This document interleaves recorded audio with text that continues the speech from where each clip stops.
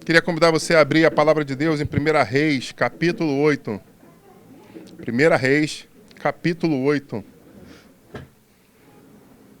Quero te dizer que, enquanto eu buscava a presença do Senhor, Ele me deu direcionamento para trazer uma ministração dividida em duas partes à igreja. E a primeira parte eu vou chamar de Vivendo sobre uma Promessa. Então nós vamos trazer um alicerce, né, como se estivéssemos construindo uma casa. Hoje nós vamos trazer a base dessa casa. No segundo momento, aí sim, na próxima semana, nós vamos falar do restante dessa bela história. 1 Reis, capítulo 8, a partir do verso 56. Todos acharam aí? Esperar os irmãos aí, você pode ajudar seu irmão, se ele não achou ainda. 1 Reis 8, a partir do verso 56.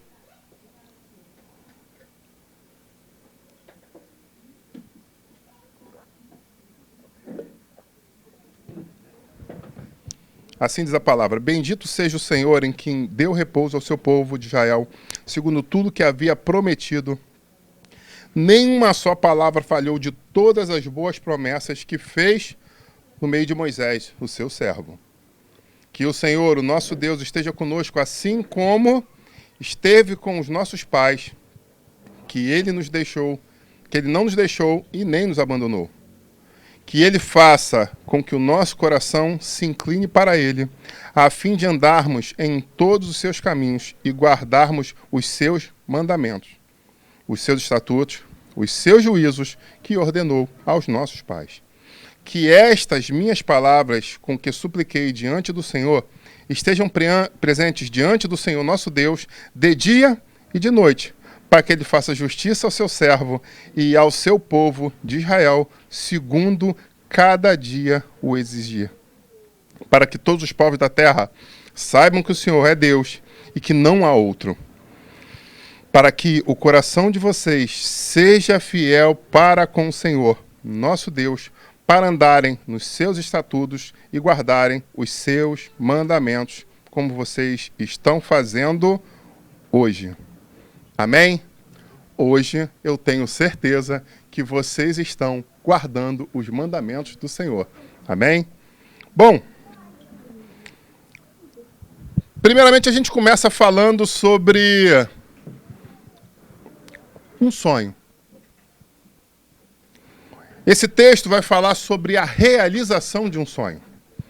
Esse texto vai concretizar sobre algo que foi planejado muitos anos antes, que nasceu no coração de um grande homem muitos anos antes e agora estava chegando à conclusão do fato.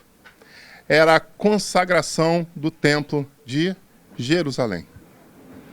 Salomão, à frente do povo, muito feliz, uma grande festa, o povo glorificando e exaltando durante dias. E ele vai e faz uma oração ao Senhor. E o mais interessante, o Senhor recebe. E a nação está maravilhada em cima de tudo aquilo que está acontecendo, mas é importante dizer que esse algo que foi sonhado, não foi sonhado por qualquer um. Foi sonhado por um homem que tinha um título, o homem segundo o coração de Deus. Então a gente precisa entender que o sonho nasceu, primeiramente, num homem que tinha o quê? Um coração que alegrava o coração do Senhor. E eu pergunto a você, como tem andado o seu coração? Será que o teu coração tem alegrado o coração do Senhor?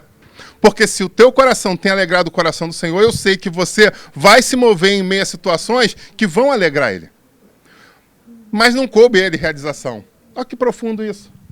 Ele sonhou, ele ficou imaginando ali dia após dia como seria, como poderia fazer. Mas, mesmo não tendo autorização de fazer, o que ele fez? Ele provisionou.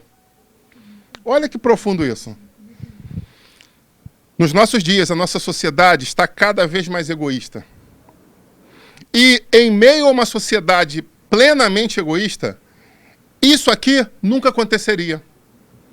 Primeiro que houve um sonho, que em meio a esse sonho o Senhor já se revelou, Ele falou assim, olha, seguinte, eu contemplei o teu coração, estou feliz, legal, muito, muito feliz, mas você não tem autorização para fazer isso. o que ele poderia fazer daquele momento em diante? Ele poderia, pura e simplesmente, seguir a sua vida, fazendo o que ele desejava, o que estava nas vontades dele, procurando guardar os mandamentos do Senhor, para não se desviar nem para a esquerda nem para a direita, mas ele poderia seguir em meio aos seus passos, ao seu reinado e ponto final. Mas ele tinha algo que era: eu não consigo entender. Como eu vou viver em palácios, o Senhor vai viver em tendas. Na concepção dele, ele precisava fazer algo de suntuoso para o Deus Todo-Poderoso. Mais suntuoso até mesmo que a sua casa. Olha que profundo isso. Ele entendia que mesmo que eu tenha algo especial, se eu tenho é porque o Senhor me concedeu. Então eu preciso, no mínimo, retribuir a ele com mais do que o que eu tenho. Mas aí vem o filho dele. Ele sonhou, ele provisionou, e é interessante, quando os pais são sábios, eles inculcam na mente dos filhos sonhos positivos. Infelizmente, nós sabemos que existem pais que constantemente, devido às suas frustrações, acabam fazendo o quê? Traumatizam seus filhos. Você não vai conseguir, você não é capaz, você é burro, você não vai dar em nada, você não vai conseguir, você vai ser uma prostituta. Quantas vezes a gente já viu na nossa vida pessoas que fazem isso com seus filhos? Na verdade, são pessoas frustradas, feridas, decepcionadas, que não alcançaram aquilo que sonhavam e veem: se eu não conseguir, ninguém mais merece, ninguém mais vai conseguir, ninguém é detentor de tal situação. Mas ele não. Homem sábio, foi ali inculcando na cabeça dos filhos a importância de ter esse sonho, assim como ele. E é interessante que esse filho que é colocado no reino tem uma situação, um outro título, que era o quê? O homem mais sábio da terra. Então olha que profundo isso, que família. Uma pessoa que busca o Senhor com intensidade gera rebentos que fazem o mesmo. Ah, mas aí você vai querer começar um outro estudo, e a gente pode fazer esse estudo bíblico domingo, dizendo que teve filho de Davi que foi para outro caminho. Perfeito? E isso é fantástico para nós, porque muitas vezes você tem uma família, pais que estão fazendo o que tem que ser feito, ensinando o que tem que ser ensinado, mas pessoas de dura serviço que não querem ouvir. E acabam o quê? Dando com burros na água. É uma realidade. E a gente não pode fugir dela. Mas, entre um monte de filhos, aquele que o Senhor escolheu para ser o rei de Israel, substituto dele, é o quê? O homem que seria dotado de algo especial, que era o quê? O homem mais sábio sobre a terra. E a esse homem coube construir esse templo. Então é importante fazer esse preâmbulo para que a gente possa chegar e entrar propriamente dito na mensagem. Bom, agora os recursos já foram definidos. O Senhor já deu autorização, o alvará da construção. E eu pergunto para você, qual é a próxima coisa a ser feita? Tem um sonho, tem dinheiro, tem recursos materiais, que eles provisionaram um recurso material. Qual é a próxima coisa a ser feita? Tem um varão ali que eu sei que tem um planejamento, ele tem uma obra. Foi muito interessante, porque Deus mostrou, a gente na casa dele, num culto de aniversário, se não me falha a memória, e eu sentado, o Espírito Santo me mostrou uma planta. E ali a festa comendo, bolo de chocolate para cá, refrigerante para lá, suquinho para outro lado, tal, salgadinho frito na hora, tudo beleza. Pessoal gourmet, pessoal bom de cozinha. E ali eu tô feliz, aleluia, isso aqui é um pedacinho do céu. De repente, e eu e o filho dele jogando videogame. Eu não vou nem dizer quem ganhou, porque aí é covardia, né? E tô eu e ele ali jogando videogame e tal, e o garoto ficando nervoso ali, com aquela competitividade do adolescente, né? E eu pedindo ao Senhor graça para usar o joystick. E de repente, assim, eu tô falando para você entender que eu não estava orando, não estava numa vigília, eu estava numa situação 12/8, brincando, extrovertido de festa, comendo salgadinho. E de repente veio a visão. Porque quando você é homem e é mulher de Deus, você tem conexão com o Senhor, você não precisa de artifícios mágicos. Deus te revela, te fala. Deixa eu contar uma coisa para você. Às vezes, quando você faz parte de uma igreja pequena, às vezes você fica assim, pô, tá jogando letra para mim, não? Muitas vezes você tá orando como alguém que busca a face do Senhor, e o Espírito Santo fala assim, muda a mensagem. Eu estava orando, quando eu saí daqui, que você foi buscar a sua esposa, 7 horas eu entrei e fui orar mais um pouco. E o Espírito Santo falou, se eu quiser mudar agora a mensagem, eu falei, Senhor, pode mudar. Mas o seu esboço está pronto. Eu falei, Senhor, pode mudar. Eu não tenho problema com isso. O Senhor sabe que eu não tenho problema com isso. Só que eu fale o quê? E eu escutei claramente ele falando, eu só queria testar qual é o teu grau de entrega a mim. Eu falei, amém, então, Senhor. Então volta para o esboço? Volta para o esboço. Então vamos para o esboço de novo. Eu achei interessante porque o Senhor tinha mostrado. Eu ia pensar que ele quer que eu pregue da semana que vem, essa semana, inverta. O que que... É só para saber qual é o teu grau de entrega. Salomão estava com tudo pronto, mas faltava o quê? Porque esse varão chegou, quando eu falei para ele, Deus está me mostrando isso. Ele ficou em silêncio com a esposa, saiu, foi no quarto, voltou com uns pergaminhos, botou em cima da mesa, abriu e falou assim, Deus me deu essa planta baixa. Aleluia. E a gente começou a chorar ali. Ele falou assim, eu estava aqui orando, eu não tenho aqui um centavo, eu estou com dinheiro para comprar o pão de manhã, já pensando em jejuar de manhã para poder comer ele de tarde, que eu não sei se eu vou ter o dinheiro da tarde. Mas Deus me deu uma planta de uma casa de 3 andares. E eu falei, e você, eu não sabendo nada, o senhor está me mostrando uma construção aqui, só que ele me mostrou em 3D. Você está em 2D, a minha está em 3D. Porque eu vi subindo os andares. E estava lá o esboço. Então, ele talvez pense, pô, mas eu não tenho dinheiro para obra, para que eu vou fazer um desenho? Talvez seja essa um dos grandes erros que muitos servos do Senhor têm passado hoje. Muitos homens e mulheres de Deus não têm vivido coisas extraordinárias porque não aceitam dar o primeiro passo para sair de dentro do barco. Bom, como eu já disse, eu estava esperando alguém falar, ninguém falou. O que ele precisava? De um norte. Tá, ok, eu tenho dinheiro, eu tenho um sonho, Deus confirmou esse sonho, eu vou fazer isso em que lugar? Ele precisava de um endereço para fazer o templo. Ele precisava de uma cota. Onde vai ser isso aqui? E aí, olha que interessante, ele não escolheu qualquer lugar. Você sabe onde eles escolheram para fazer o templo? Eles escolheram nada mais, nada menos que o Monte Moriá. O Monte Moriá ficava a leste de Jerusalém. Mas por que esse lugar? Simples, porque era um lugar que para os judeus era um dos lugares mais importantes da sua história. Porque era um lugar exatamente cheio de simbolismo e de energia. Por quê? Lugar onde Abraão ofereceu Isaac em holocausto. Então eles pegam aquele lugar onde Deus se manifestou de uma forma diferenciada para a nação, mostrando o norte para a nação. Agora eles falam, vai ser ali, onde o Senhor já se manifestou, que a gente vai fazer um suntuoso templo para ele. Então é muito importante a gente já escolher o lugar onde nós vamos edificar, onde nós vamos construir. E é interessante que eu preciso te dizer que eu preciso entender a energia do ambiente. E isso para quê? Para comprar ou alugar uma casa. Ou comprar e alugar uma igreja. Como é que é esse lugar aqui? Ah, não, eu vi aqui num negócio desse de venda de imóveis, aluguel de imóveis, as fotos estão lindas, olha que lindo. Deixa eu te contar uma coisa. A gente trabalha agora com edição de vídeo. E dependendo do editor de vídeo que você tenha, os recursos são fantásticos, meu amigo. Faz você ficar magro, gordo, forte, claro, escuro, bota olho azul. O negócio é caro. Não é barato, não. Mas é fantástico. Você tem recursos infinitos. Ontem a gente ficou até 2 horas da manhã só mexendo em recursos. Porque a gente tinha acendido uma iluminação, não acendeu a outra. Deu uma sombra. E aí, só para você mexer na sombra... Angulação de... Ele muda a angulação do som. Não, era meio-dia. Eu sei, eu testemunho porque eu vi a sombra assim. Cuidado. Existem formas de você editar isso. Perfeito? Então, às vezes você vai comprar... Não, mas aqui tá aqui, ó. Que lindo. As fotos, a pintura. Pode ser fake. Amém? Então, nós precisamos o quê? Ir até esse lugar, sentir o ambiente, ver a redondeza. Então eu não vou pura e simplesmente alugar uma igreja, comprar uma casa ou comprar um terreno, porque alguém me diz, não, eu preciso saber. E eles procuraram exatamente um lugar que eles já sabiam a origem, eles já sabiam o que tinha acontecido, eles já sabiam a história. Então eles falaram, meu amigo, não tem dúvida, vai ser lá, vamos botar no Monte Moriá.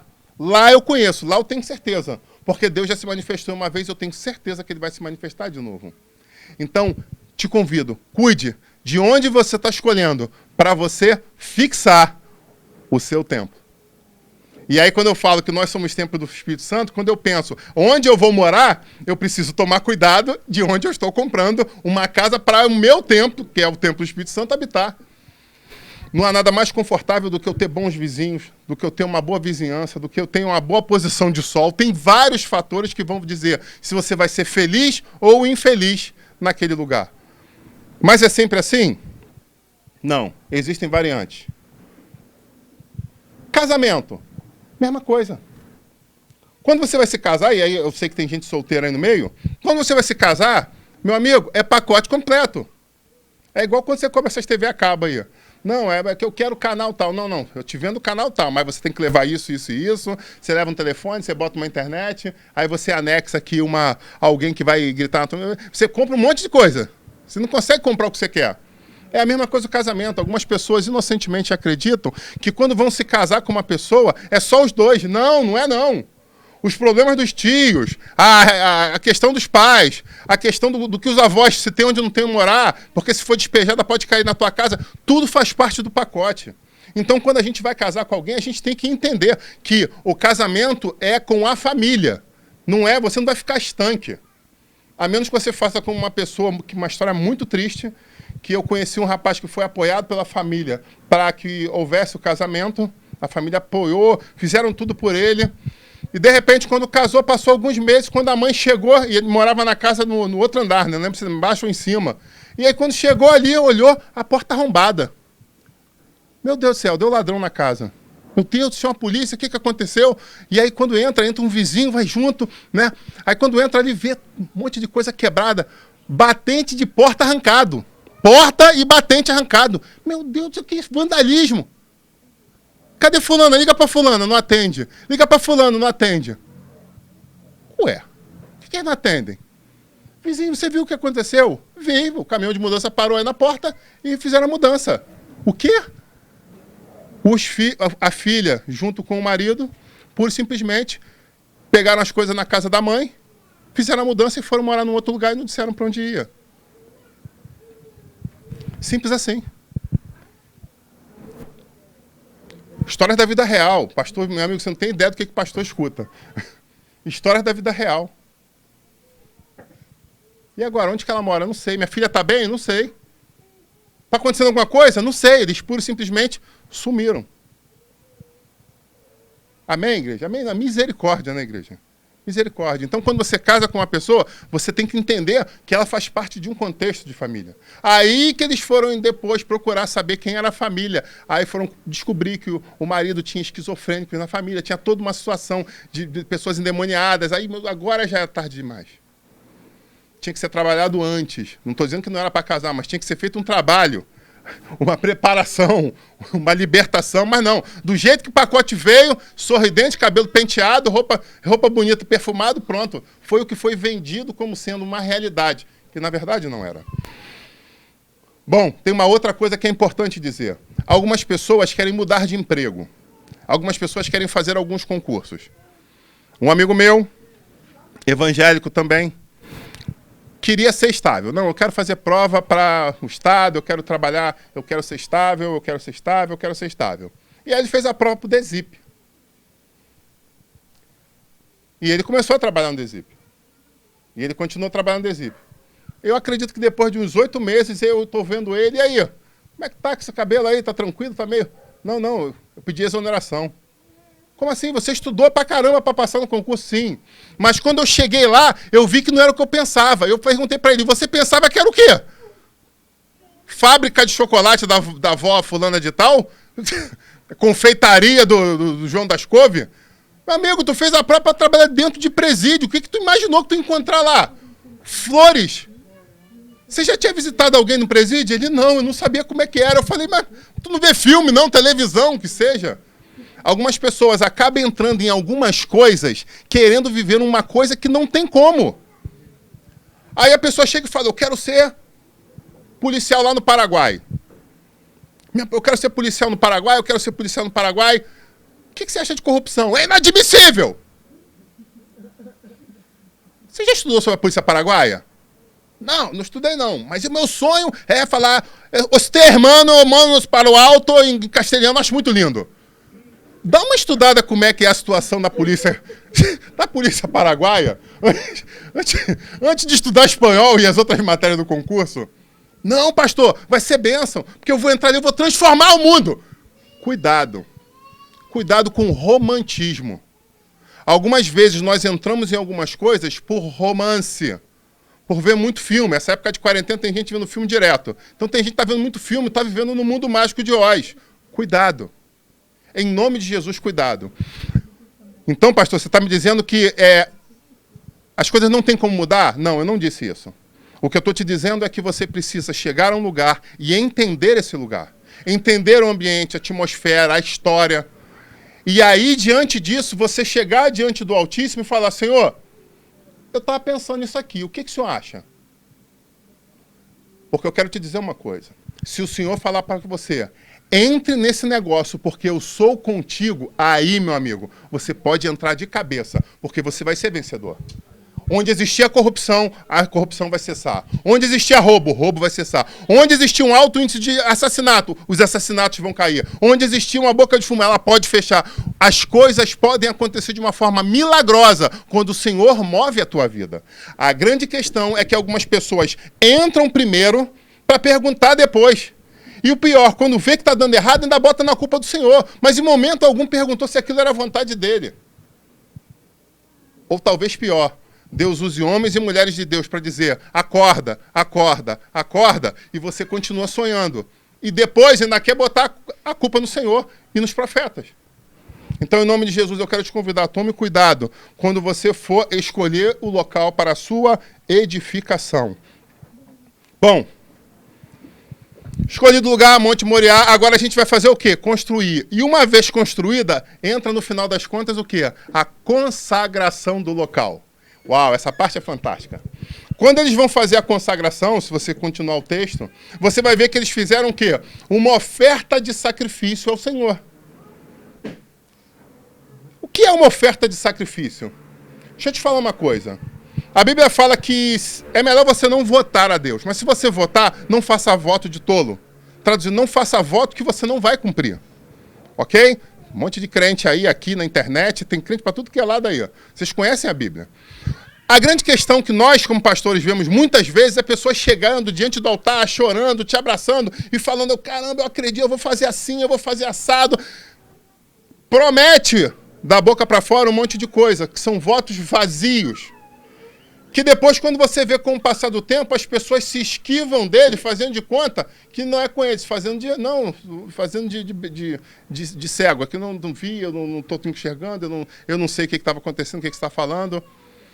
Meu amigo, você pode enganar o homem, mas a Deus, ele esquadrinha o profundo do teu coração, ele sabe o que você falou, ele sabe o que você prometeu.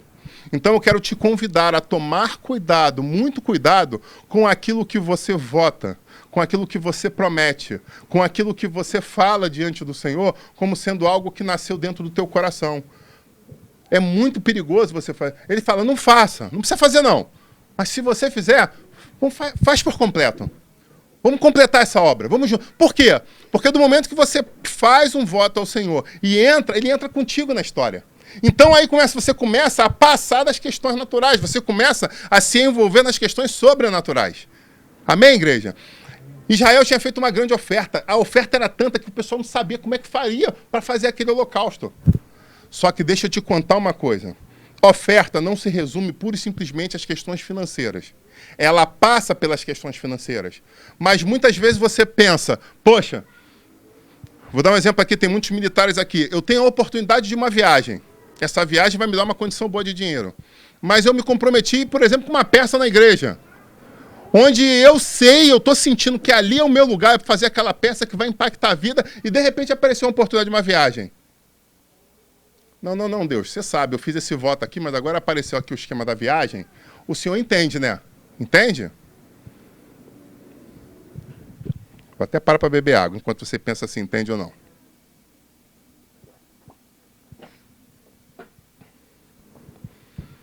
Um voto ao Senhor não passa somente pela questão de você dar o dinheiro. Às vezes você deixar de ganhar o dinheiro para você trabalhar na obra também faz diferença. Nós temos um irmão aqui que trabalhava no Uber e ele falava, domingo eu não rodo, porque domingo é o dia do Senhor. É o dia do meu descanso e é o dia de eu cultuar o Senhor. Porque eu sei que quando eu começo a rodar, às vezes eu rodo 6, 8 horas pensando na finança que está entrando, né, nos incentivos que o stream lá coloca. Se você fizer mais 5 viagens, eu te dou tanto a mais. Se você fizer mais 10, aí você fica naquela, quando você vê, o tempo passou. Perdeu o horário do culto. Então, assim, eu prefiro não fazer. Eu nem começo no domingo para não correr o risco de ir aonde eu não quero. Que é o quê? Deixar de estar glorificando e exaltando o nome do Senhor no culto por causa de quê? De dinheiro. Então achei muito interessante, porque a oferta também pode passar por deixar de ganhar. Uma outra situação interessante, que as pessoas às vezes não pensam, é perder o tempo de lazer. Cara, eu vou ficar em casa hoje só jogando videogame com meu filho, que comprou ali aquele videogame, o PlayStation 5. E eu vou ficar aqui só jogando com ele. Ó que beleza. Vou ficar mostrando para ele o que eu aprendi desde a época do Atari, do Odyssey. Agora eu vou mostrar para ele quem é quem. Para ele ficar na humildade, para ele saber que está na genética. E aí você pensa, poxa, mas hoje é dia de eu buscar a presença do Senhor. Hoje tem uma vigília. Não, mas hoje é dia do meu descanso. Eu tô aqui, ó, sexta-feira à noite, tô aqui descansando, tô na tranquilidade. Deus sabe, realmente, não há pecado em você ficar jogando e ganhando do teu filho. É isso mesmo? Mais ou menos? Eu tô vendo 2 pais aqui que gostam de jogar videogame com filho. Né? Mas ficou um silêncio sepulcral entre pais e filho. Uma situação velada de um segredo familiar. Olhou um só pro lado, tipo assim, não conta não eu te pego, né? Então é lícito você fazer isso? Sim, é lícito. Mas será que isso também não é um tipo de sacrifício ao Senhor? De você chegar pro teu filho e falar assim, filho, hoje não vamos jogar não, hoje vamos fazer diferente, hoje nós vamos lá para a vigília, nós vamos junto para a vigília buscar a face do Senhor. Olha que fantástico isso. Você edifica a tua vida e edifica a tua família, mostrando para ele que existem coisas mais importantes, coisas muito importantes, por assim dizer, para as suas vidas. Amém? Então, a consagração do local foi gasto muito dinheiro em ofertas ao Senhor.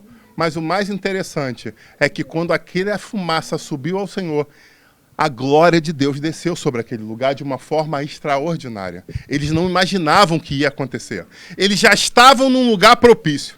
Eles fizeram a coisa que tocou o coração de Deus de tal forma que a glória desceu de uma forma que eles não conseguiam. Quem estava treinado para fazer aquilo ali se perdeu. De tanto que a glória de Deus manifesta naquele lugar. Sabe, eu quero te chamar a colocar as coisas no lugar para que você possa viver a glória de Deus descendo sobre a tua casa, sobre a tua família, sobre a tua igreja, em nome de Jesus.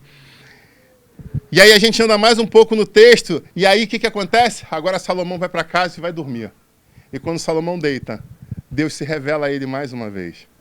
E Deus agora mostra para ele de uma forma interessante, lá no capítulo 9, o Senhor aparece a ele novamente e declara, eu ouvi a tua oração e a tua súplica. Eu vi o que você fez. Eu recebi de uma forma muito gloriosa tudo o que vocês fizeram. Eu estou feliz com o que foi feito.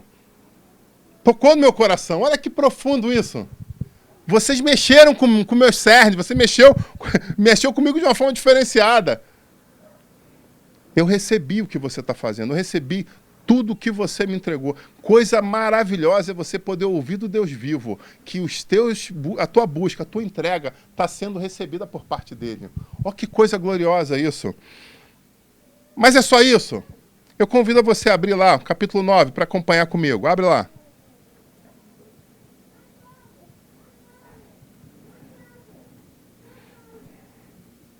Vamos junto.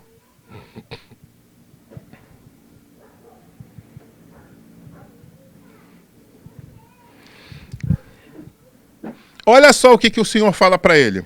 Alguns quesitos foram colocados de uma forma condicional para que eles pudessem viver o milagre. Quais foram elas? Primeiro, se você andar diante de mim.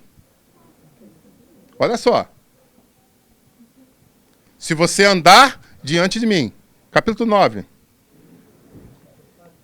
Isso. Acharam, hein? Verso 1 Reis 9, a partir dali do 4. Então, a primeira coisa que o Senhor fala, ok, nós vamos viver uma coisa extraordinária, eu recebi a tua... Mas tem um pré-condicional necessário para que isso seja pleno. Pleno e constante. Então, a primeira coisa que ele coloca, se você andar diante de mim. A segunda coisa que o Senhor coloca, se com integridade de coração. Olha só, integridade de coração está falando sobre a situação de ser honesto, de ser reto, ser íntegro.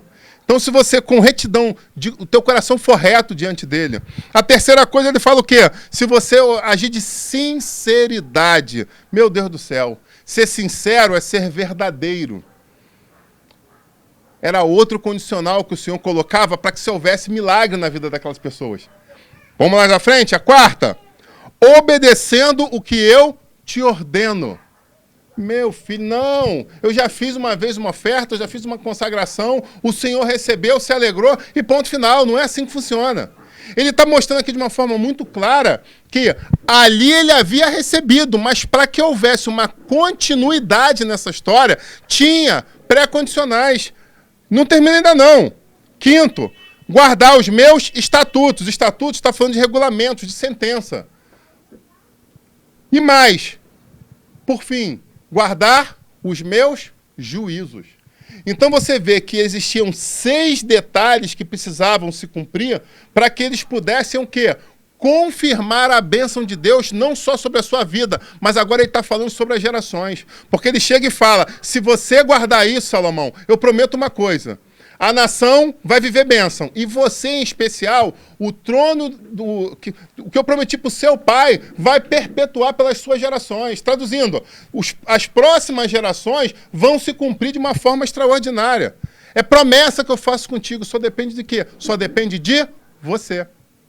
Só você. Mais ninguém. Ok?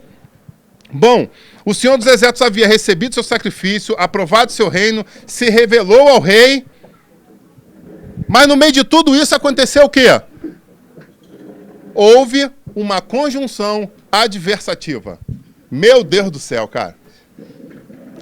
A gente aproveita e estuda português para concurso aqui também. Tem ali um concurseiro ali, ó. A gente já aproveita aí, ó. O que ele coloca aqui? Uma conjunção adversativa.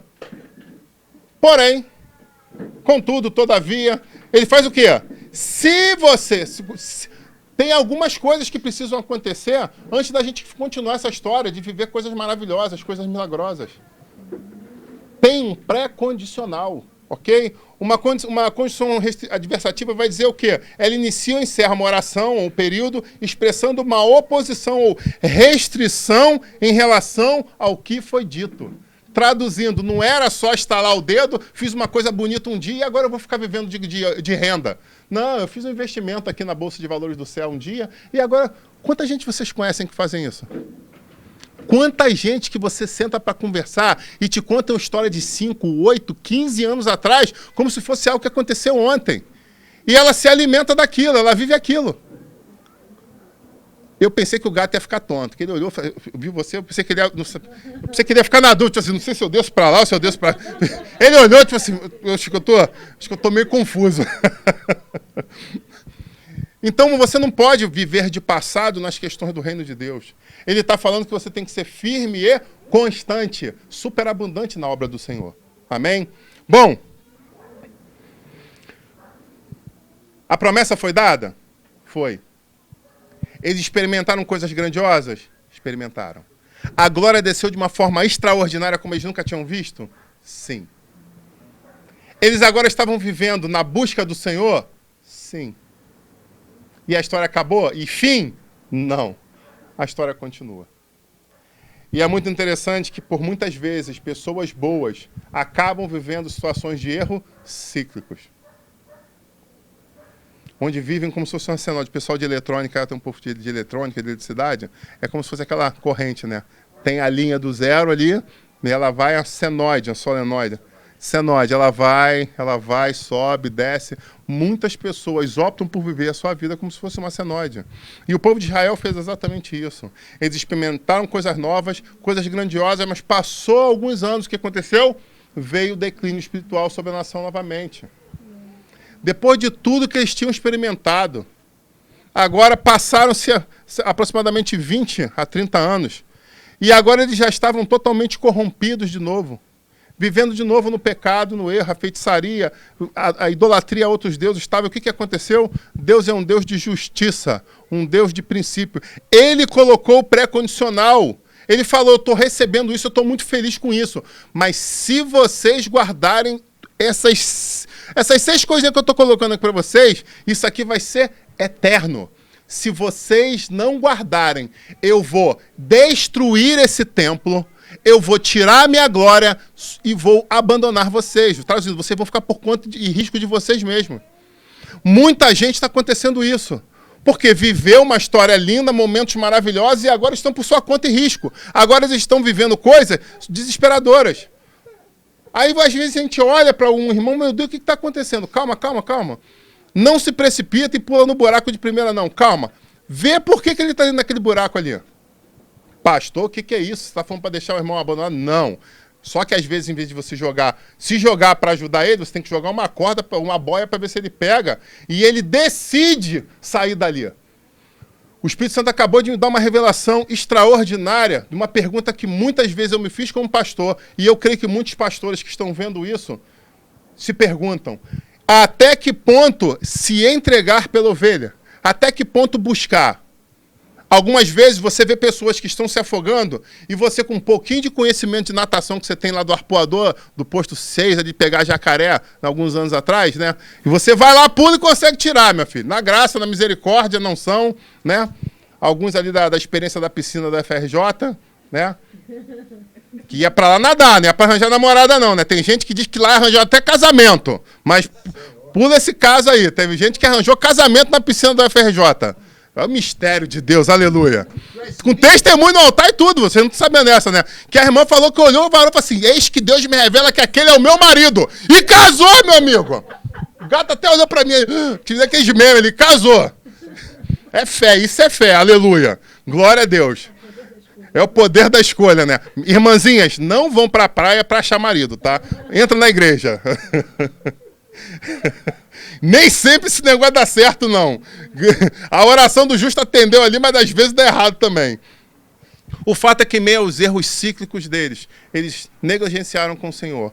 Em 587 a.C., Nabucodonosor II, rei da Babilônia, destruiu o templo.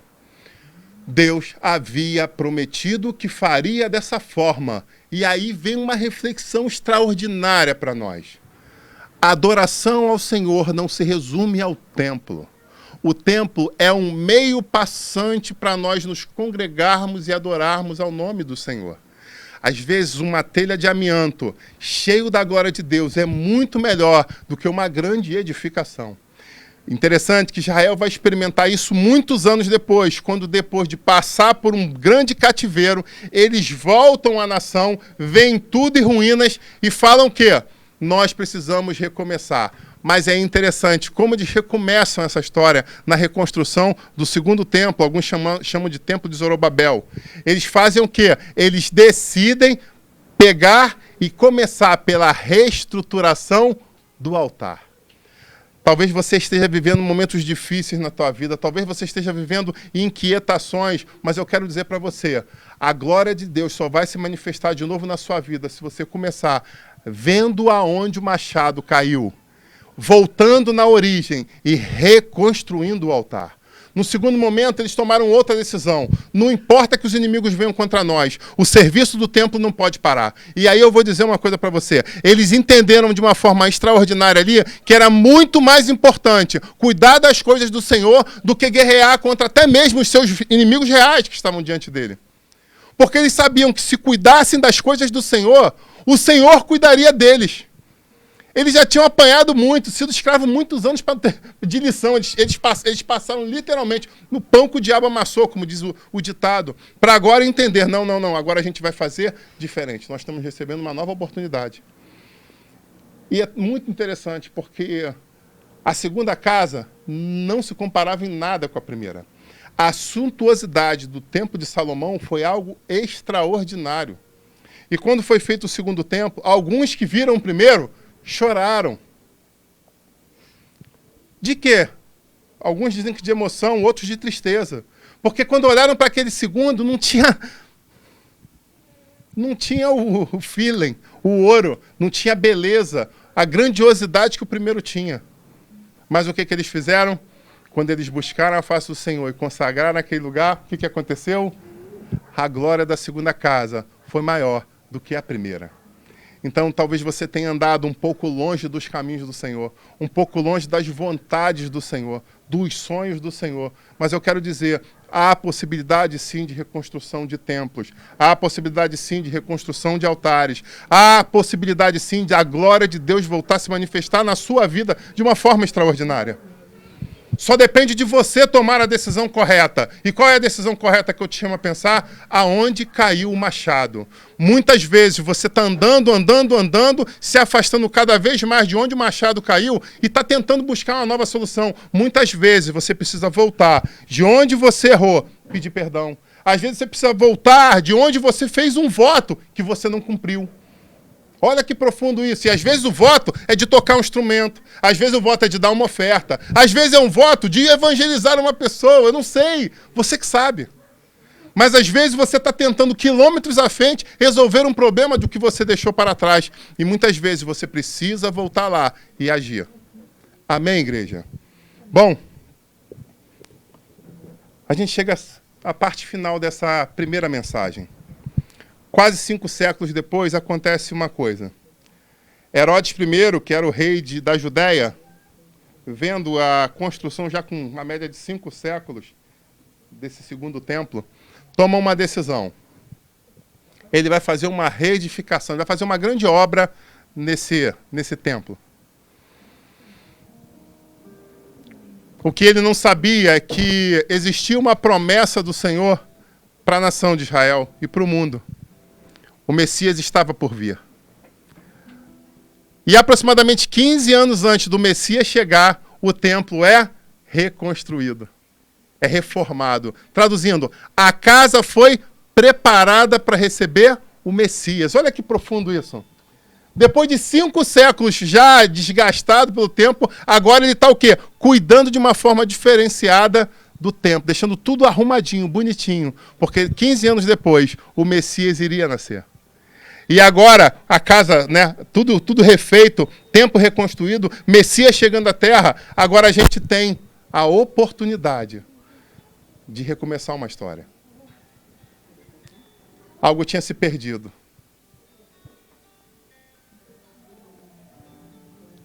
Agora existia a oportunidade de reedificar.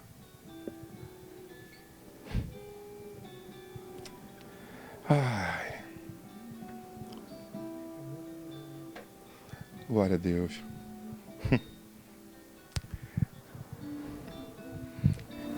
Essa música me vem.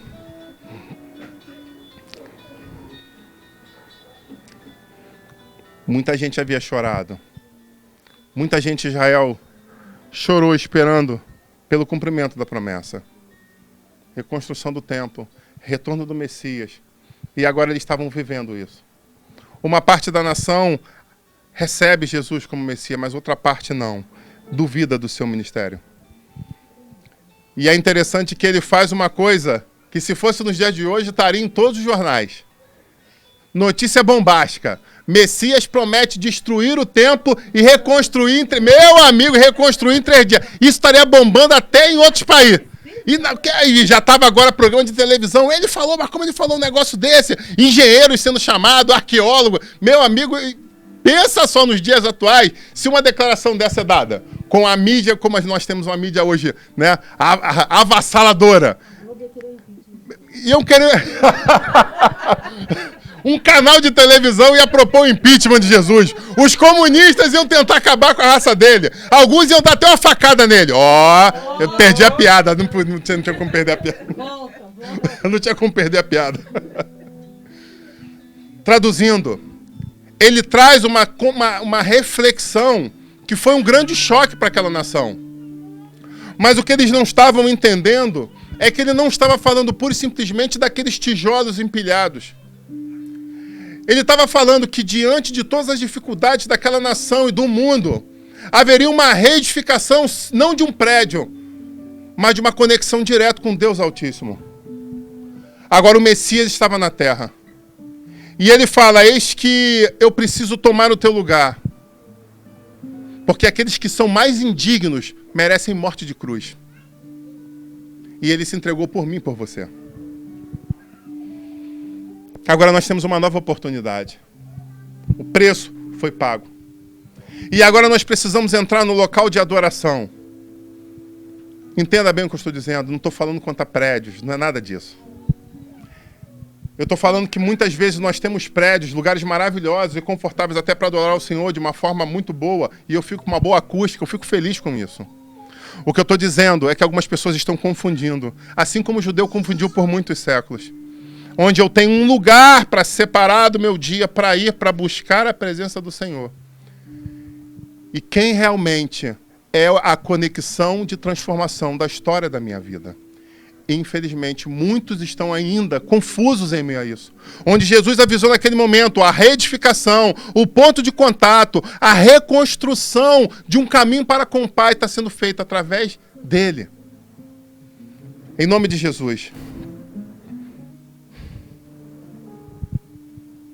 Entenda a declaração real que Jesus colocou. Ele era o centro do verdadeiro lugar de adoração.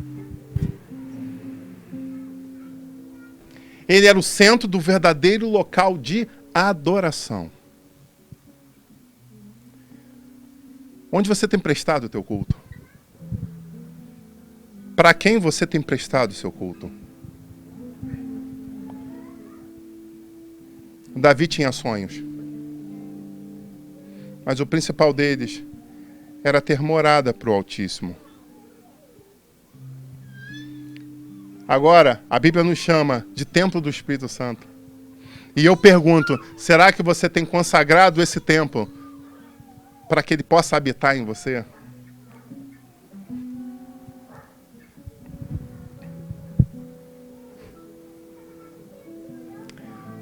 Muitas pessoas hoje vão a Israel com um objetivo: se achegar diante do Muro das Lamentações.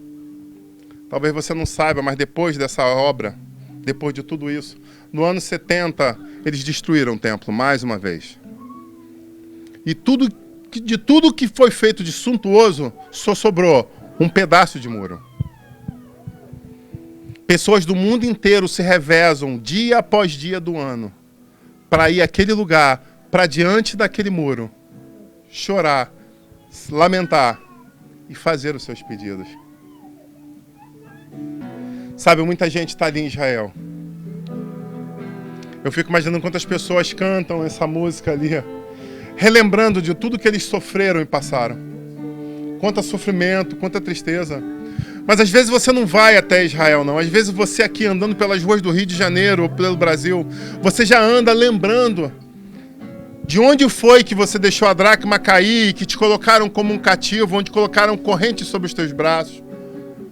Onde os grilhões prenderam você e agora você tem que andar como um escravo pelas ruas. E aí quando você escuta esse louvor, talvez você vá lembrando, meu Deus do céu, naquele dia, por que eu tomei essa atitude? Por que eu fiz isso? Eu quero dizer uma coisa, você não precisa ir aos Muros das Lamentações para buscar a presença do Senhor.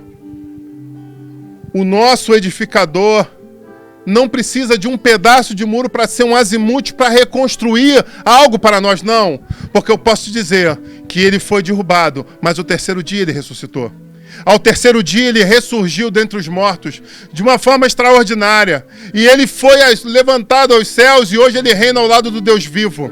Eu quero te dizer que o tempo da nossa adoração está mais vivo do que nunca. Está mais completo do que nunca. Ele está literalmente cuidando e zelando por nós. A grande questão é aonde você tem colocado o motivo da sua adoração. No dinheiro, na família, nos teus sonhos, no teu emprego. Em quê? Na tua depressão? O que tem levado você cativo? Eu quero clamar ao Deus Altíssimo que traga libertação sobre a tua vida e tuas emoções essa noite. Que você possa voltar de onde você deixou o machado cair. E você possa dar ordem a esse machado. Machado, flutue novamente, porque eu preciso continuar essa grande obra. Existem muitas árvores a serem derrubadas, existe muita casa a ser construída. Existem muitos sonhos a serem colocados de pé. Então eu te ordeno, machado, flutue. Mas você só vai conseguir fazer isso se você voltar até esse local. Reconhecer que foi ali. Reconhecer que foi por na falta de uma cunha que você colocou naquele cabo. Ô, mistério. Não foi culpa do diabo, não foi culpa dos seus primos, do seu irmão, dos seus pais, não. Foi culpa sua. Muitas vezes nós não estamos colhendo coisas extraordinárias porque nós não reconhecemos as nossas culpas. Mas o Senhor tem convidado a cada um de vocês, seja presencialmente, seja pela internet, a essa noite ser uma noite de pedido de perdão, a de reconhecimento pelos seus erros, as suas atitudes. Ele quer fazer coisas grandiosas. Templos suntuosos vão ser levantados quando você tomar as decisões corretas. Eu quero te convidar a se colocar de pé em nome de Jesus.